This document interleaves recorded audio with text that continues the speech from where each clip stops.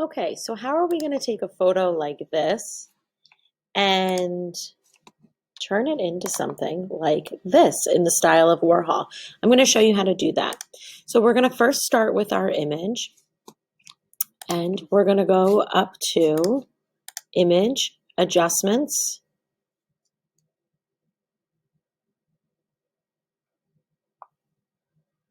Threshold. Ooh, I didn't have my image selected. Let's try again. Image, Adjustments, Threshold. There we go. And what this does is it turns my image black and white, but without any grays in between. Just the darkest darks turned black and the lightest lights turned white. So now I can use this slider, and the goal is to get as much detail as I can without going overboard. So this would be too much. I don't have enough there to work with. And conversely, like this would be too much on the other end. So find something in between that you are excited about.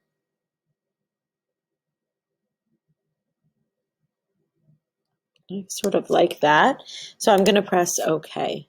The next step is to make a new layer in the bottom of your layers panel. And we're going to drag that new layer underneath the layer that has the flowers. And on this layer, we want to fill this layer with white. So over here on the left-hand side, I see my colors down here at the bottom. There's a little black and white square. If I click that, it'll revert my colors to black and white. And these two little arrows will allow me to toggle between the black and white. I want white on top. And now I need to get my paint bucket. It might look like this. And if you click on it, the gradient tool also has your paint bucket tool. And I'm going to click. It's not going to look like anything happened. But if I turn off my other layers, this layer is my white layer, and I'm going to label it paint for now. Okay, so now going up back to the layer that has the flowers on it, I'm going to create a clipping mask. So I'm going to take these flowers and clip them into the paint layer, into the layer that just has white on it. And I can do that by going to Layer, Clipping Mask, or I can right-click, double-click, or control-click to get this menu on the layer and go to Clipping Mask. And again, it's not going to look like anything happened here, but it did add a little arrow pointing down. And this is saying I'm clipped to the layer right below. And now we're going to go to our layer style right here. And right now it's on normal. We are going to change it to linear burn.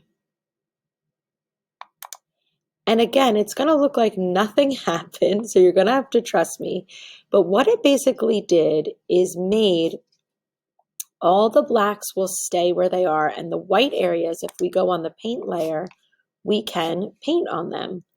So let's click on the paint layer and go back over to our colors. I can click on the foreground color here, and now I can use my color picker. And I can choose a color. Remember, I can slide this around and decide on a color and press OK when I'm finished. And with my paintbrush, I can paint with that color, and the black lines will stay where they are.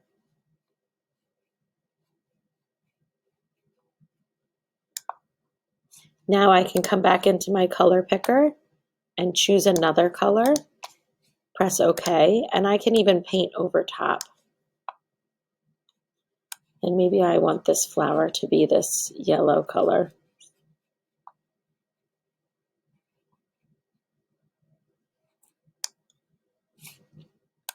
And I can repeat this. The key is that I'm painting on this paint layer.